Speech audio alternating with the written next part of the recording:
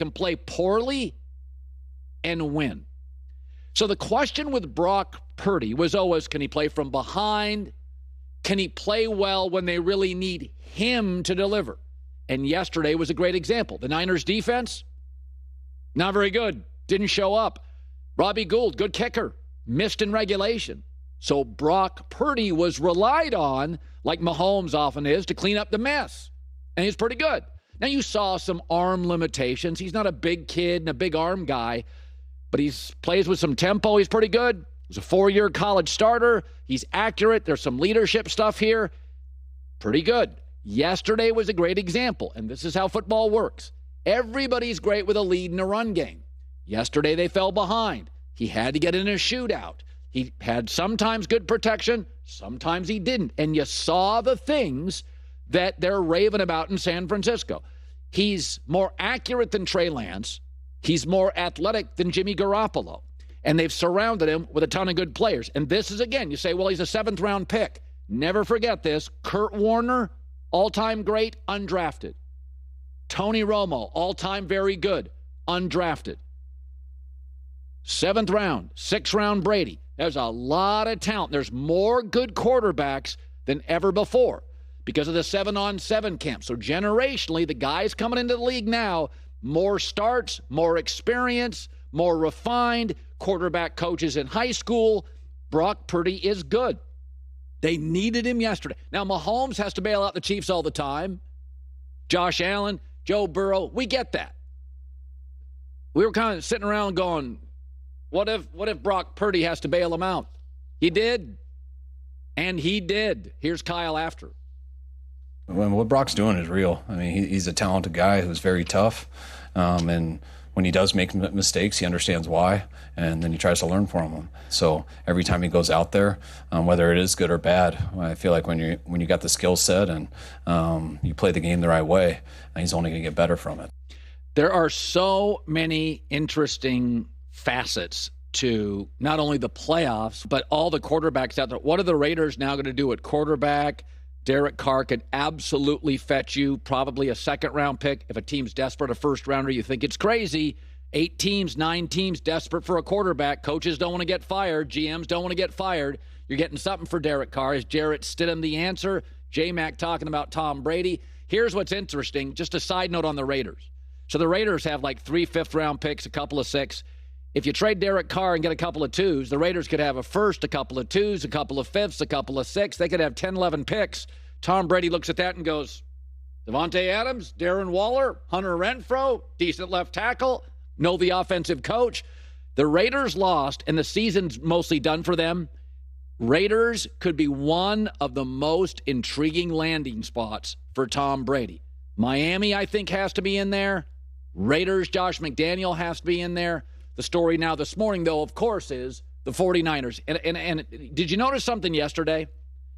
Is that if you're from the Midwest or the East, this isn't as obvious. But when you live out west, Denver West, how popular the Niners are out west. They're the most popular team in the Bay Area. They're the most popular team in Nevada by a mile.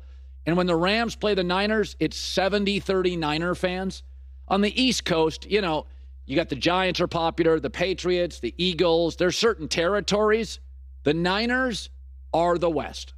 I think one of the things I really like that's happened, these young general managers and these new owners in the NFL, it's what happens. There's a lot of stories out there. What happens if the new owners of Denver want to pay $20 million? Belichick's making $15 million. What if they pay $25 million? It's Walmart. They make that in profits a day.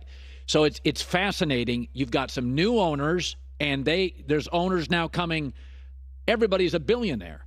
What happens if you're in a business that's growing like tech, and you just say, I want to be a disruptor. I'm going to pay a coach I'm going to pay Belichick $25 million if I was the owner of Carolina.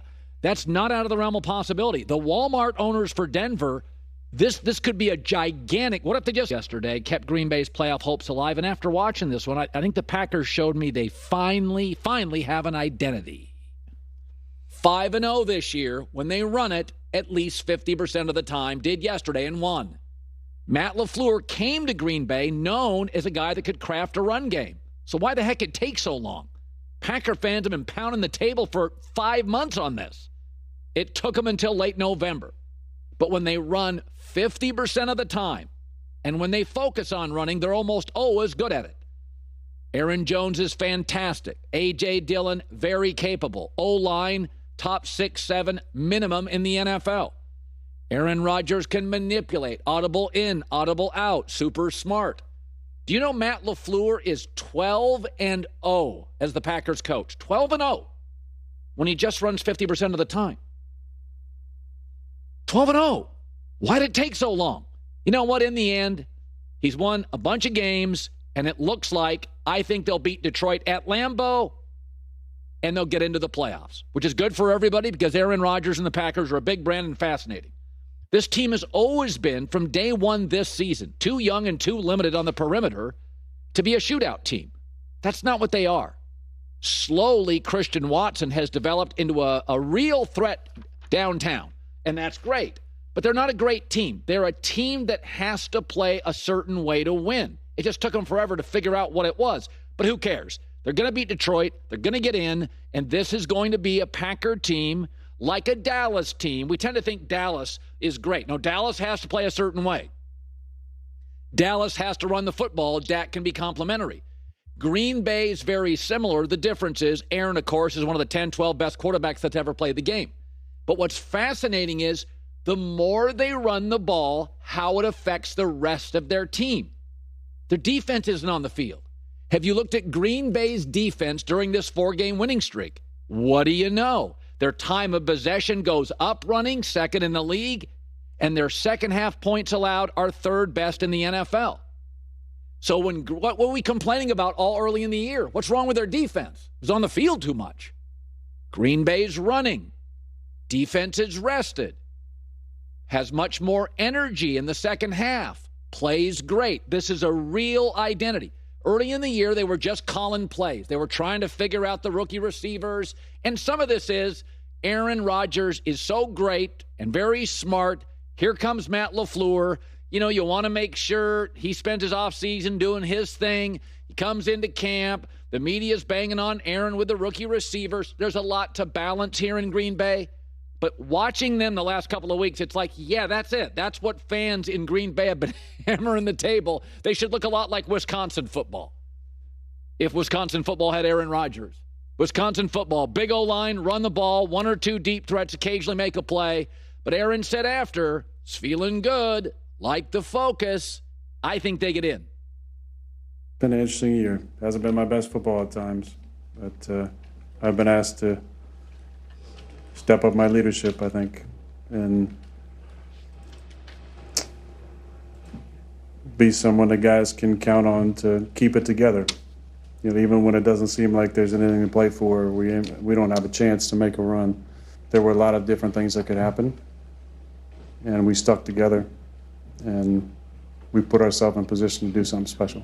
So, again, at home against Detroit, I can't trust Detroit in that spot. I trust Aaron Rodgers at Lambeau a lot more in this spot than I do Detroit. But, you know, Detroit they always play hard. Goff's having a good year. But this is what it is.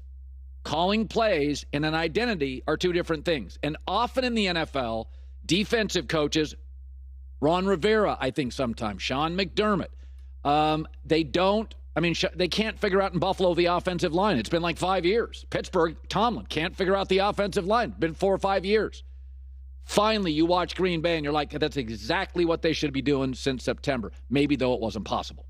All right, so San Francisco didn't play very well, and